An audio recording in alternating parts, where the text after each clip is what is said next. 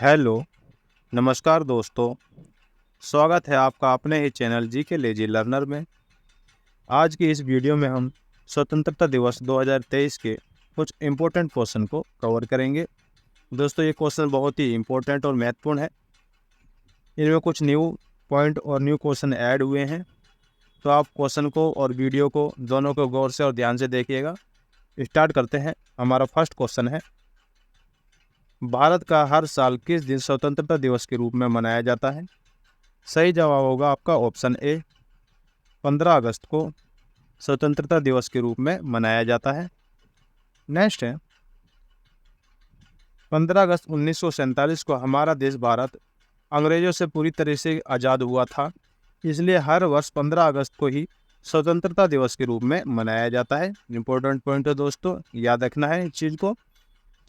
26 नवंबर 1949 को हमारा देश का संविधान बनकर तैयार हुआ था, इसलिए इस दिन संविधान दिवस के रूप में मनाया जाता है। 26 नवंबर 1949 को संविधान दिवस के रूप में मनाया जाता है।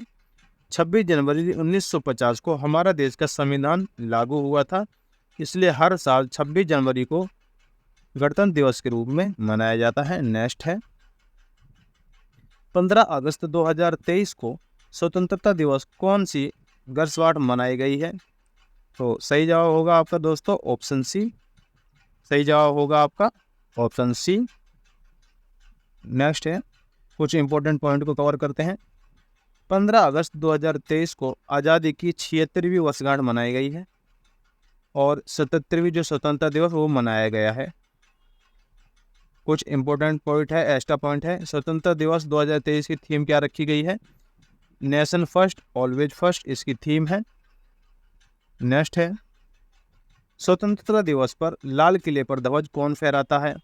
सही जवाब होगा आपका ऑप्शन डी, प्रधानमंत्री जी के द्वारा लाल किले पर ध्वज को फहराया जाता है। नेक्स्ट है, स्वतंत्रता दिवस 15 अगस्त को भारत के प्रधानमंत्री लाल किले पर नई दिल्ली में झंडा फहराते हैं और गणतंत्र दिवस 26 जनवरी को भारत के राष्ट्रपति कर्तव्य पथ पर, जो कि नई दिल्ली में है, वहाँ पर झंडा फहराते हैं कर्तव्य पथ पर। बात कर लेते हैं राज्यों के में कौन झंडा फहराता है। कई लोगों को ये पॉइंट याद नहीं होगा दोस्तों, इसको नोट कर लेना। तो जो राज्यों में झंडा फहराते हैं स्वतंत्रता दिवस पर 15 अगस्त के दिन, वहाँ के मुख्यमंत्री झंडा फहराते हैं, और जो गणतंत्र दिवस है 26 जनवरी के दिन राज्यों के राज्यपाल ध्वजारोहण करते हैं। नेक्स्ट पर, 10वीं बार ध्वजारोहण का रिकॉर्ड बनाने वाले पहले गैर कांग्रेसी प्रधानमंत्री कौन बने हैं? सही जवाब होगा आपका ऑप्शन बी, नरेंद्र मोदी जी हैं 10वीं बार ध्वजारोहण का रिकॉर्ड बनाने वाले, जो कि पहले गैर कांग्रेसी प्रधानमंत्री बने हैं। इससे पहले कांग्रेस के जो प्रधानमंत्री थे उनके नाम ये रिकॉर्ड था। नेक्स्ट है, प्रधानमंत्री नरेंद्र मोदी स्वतंत्रता दिवस 2023 को लाल किले से सबसे ज़्यादा बार झंडा फहराने वाले गैर कांग्रेसी प्रधानमंत्री बन गए हैं, और इस साल 15 अगस्त 2023 को मिलाकर मोदी जी ने अब तक कुल 10 बार ध्वजारोहण किया है। नेक्स्ट चलते हैं दोस्तों, स्वतंत्रता दिवस के अवसर पर लाल किले पे सबसे ज़्यादा 17 बार झंडा फहराने का रिकॉर्ड किस प्रधानमंत्री के नाम है? दोस्तों, याद रखने वाली चीज़ है, जवाहरलाल नेहरू के ये रिकॉर्ड है। जवाहरलाल नेहरू जी के नाम पर ये रिकॉर्ड है, और कितनी बार है? 17 बार झंडा फहराने का रिकॉर्ड है। नेक्स्ट है, कुछ पॉइंट को कवर करते हैं। जवाहरलाल नेहरू जी के पास 17 बार झंडा फहराने का रिकॉर्ड है, और इंदिरा गांधी जी के पास 16 बार झंडा फहराने का रिकॉर्ड है, और तीसरे नंबर पर जो है नरेंद्र मोदी जी और मनमोहन सिंह जी, जिनके पास 10 बार झंडा फहराने का रिकॉर्ड है। कुछ इंपॉर्टेंट पॉइंट को भी कवर करते हैं। जिनके नाम झंडा फहराने के रिकॉर्ड नहीं है वो दो लोग हैं, गुलजारी लाल नंदा और चंद्रशेखर ऐसे प्रधानमंत्री थे जिन्होंने कभी स्वतंत्रता दिवस के अवसर पर झंडा ही नहीं फहराया। तो दोस्तों इनको याद रखना है, इंपॉर्टेंट पॉइंट है दोस्तों ये। 15 अगस्त 1947 को सर्वप्रथम किसने भारत के स्वतंत्र होने की घोषणा की थी? सही जवाब होगा आपका ऑप्शन डी, लॉर्ड माउंटबेटन ने 15 अगस्त 1947 को भारत के स्वतंत्र होने की घोषणा की थी। ऑप्शन डी आपका सही जवाब होगा। नेक्स्ट है, वायसराय माउंटबेटन ने सत्ता हस्तांतरण की तारीख के रूप में 15 अगस्त को चुना जो द्वितीय विश्व युद्ध में जापान के आत्मसमर्पण की दूसरी वर्षगांठ थी। उन्होंने पाकिस्तान को सत्ता हस्तांतरण समारोह की तारीख के रूप में 14 अगस्त को चुना, क्योंकि वे भारत और पाकिस्तान दोनों देश के समारोह में भाग लेना चाहते थे। ये आपका इंपॉर्टेंट पॉइंट है, कुछ इसको नोट करके रखना है दोस्तों। नेक्स्ट है, भारत के वर्तमान राष्ट्रीय ध्वज का डिजाइन किसने तैयार किया था? सही जवाब होगा आपका ऑप्शन बी, पिंगली वेंकैया जी ने वर्तमान का राष्ट्रीय ध्वज का जो डिजाइन था वो पिंगली वेंकैया जी ने किया था। आपका सही जवाब होगा ऑप्शन बी। नेक्स्ट है, भारत के राष्ट्रीय ध्वज की लंबाई और चौड़ाई का अनुपात कितना होता है? सही जवाब होगा दोस्तों आपका ऑप्शन सी, 3:2 का होता है। लंबाई और चौड़ाई की बात कर रहे हैं दोस्तों, याद रखने वाली चीज है। राष्ट्रीय ध्वज की लंबाई और चौड़ाई का अनुपात 3:2 है। लंबाई और चौड़ाई की बात हो रही है दोस्तों। अगर यहाँ पर पूछा जाए भारत के राष्ट्रीय ध्वज की चौड़ाई और लंबाई का अनुपात कितना होता है, तो आपकी 2:3 सही जवाब होगा। आपको क्वेश्चन में याद रखना है, आप कहीं एग्जाम में अगर क्वेश्चन आता है तो याद रखना है, पहले लंबाई चौड़ाई पूछ रहा है कि चौड़ाई लंबाई पूछ रहा है। नेक्स्ट क्वेश्चन है, पॉइंट है कुछ, देखते हैं, नोट करते हैं इसको। भारत के राष्ट्रीय ध्वज की ऊपरी पट्टी, जिसे केसरी रंग बोलते हैं, जो कि देश की शांति सहायक को दर्शाता है। बीच में स्थित सफेद पट्टी है वो धर्म चक्र के साथ शांति और सत्य का प्रतीक है। निचली जो हरी पट्टी है वो उर्वरता, वृद्धि और भूमि की पवित्रता को दर्शाता है। ये हमारे झंडे के 3 रंग है दोस्तों। ये 3 रंग अलग अलग शक्तियों को दर्शाते हैं। इसको याद कर लेना दोस्तों, इंपॉर्टेंट पॉइंट है, एग्जाम में कभी कभी पूछे जाते हैं। झंडे के बीच में सफेद पट्टी पर नीले रंग का अशोक चक्र होता है, जिसमें 24 तीलियां होती हैं। नेक्स्ट पे चलते हैं, भारत के तिरंगे झंडे में चरखे की जगह चक्र कब अस्तित्व में आया? सही जवाब होगा आपका ऑप्शन बी, 22 जुलाई 1947 को जो चक्र है वो अस्तित्व में आया। उससे पहले झंडे के अपना जो झंडा है, राष्ट्रीय ध्वज है, उस पर चरखे का निशान हुआ करता था। चक्र का जो निशान अस्तित्व में आया है वो 22 जुलाई 1947 को आया है, याद रखने वाली चीज है। नेक्स्ट पॉइंट पे चलते हैं, भारत के अलावा निम्नलिखित में से कौन सा देश 15 अगस्त को अपना स्वतंत्रता दिवस मनाता है? किस किस को ये पता था कि कौन कौन सा देश 15 अगस्त को ही अपना स्वतंत्रता दिवस मनाता है? कमेंट करके जरूर बताएं दोस्तों। सही जवाब होगा आपका Republic of Congo, Uttar Korea, दक्षिण कोरिया, बहरीन और लिechtenstein है। ये पांचों की पांचों कंट्री हैं जो 15 अगस्त को ही अपना स्वतंत्र दिवस मनाती हैं। उपरोक्त सभी आपका सही जवाब होगा। नहीं फिक्स। नेक्स्ट है, हर वर्ष राष्ट्रीय झंडा दिवस कब मनाया जाता है? सही जवाब होगा आपका ऑप्शन सी, 22 जुलाई को राष्ट्रीय झंडा दिवस मनाया जाता है। सही जवाब आपका ऑप्शन सी होगा। नेक्स्ट है, 22 जुलाई 1947 को ही दिल्ली के कॉन्स्टिट्यूशनल हॉल में संविधान सभा के अध्यक्षों की बैठक में तिरंगे को देश के राष्ट्रीय ध्वज के तौर पर अंगीकार किया गया था। इसलिए इस दिन को ही राष्ट्रीय झंडा दिवस के रूप में मनाते हैं। तो 22 जुलाई 1947 को ही राष्ट्रीय झंडा दिवस के रूप में मनाए जाते हैं। क्यों मनाए जाते हैं आपको मैंने बता दिया है। नेक्स्ट है, स्वतंत्र भारत के पहले प्रधानमंत्री कौन थे? सही जवाब होगा आपका जवाहरलाल नेहरू जी। स्वतंत्र भारत के पहले जो प्रधानमंत्री थे वो जवाहरलाल नेहरू थे। नेक्स्ट है, राष्ट्रीय गान जन गण मन के रचयिता कौन है? सही जवाब होगा आपका ऑप्शन डी, रविंद्रनाथ टैगोर जी हैं। राष्ट्रीय गान के जनगण के जो रचयिता है वो रविंद्रनाथ टैगोर जी हैं। इंपॉर्टेंट पॉइंट को कवर करते हैं।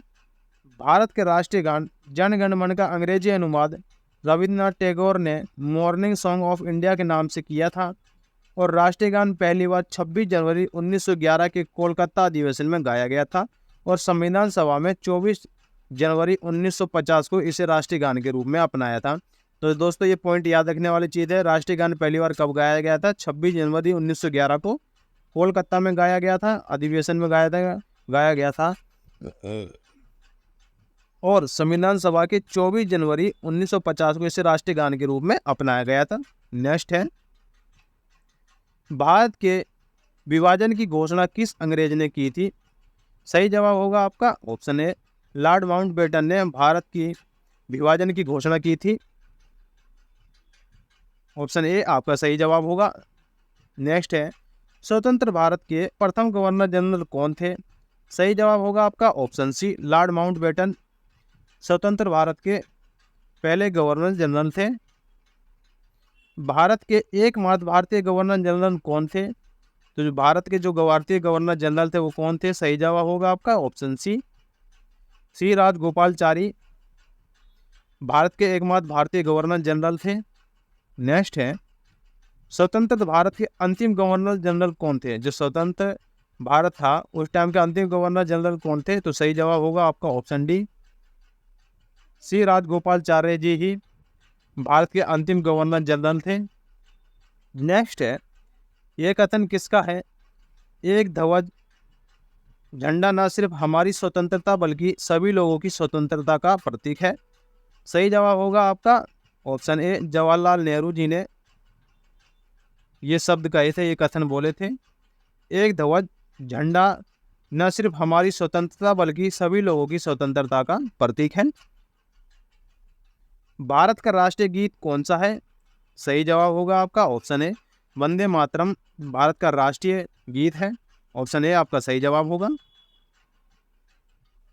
सुप्रीम कोर्ट ने किस अनुच्छेद के तहत ध्वज फहराने के अधिकार को मौलिक अधिकार के रूप में घोषित किया है? सही जवाब होगा आपका अनुच्छेद 19A के तहत।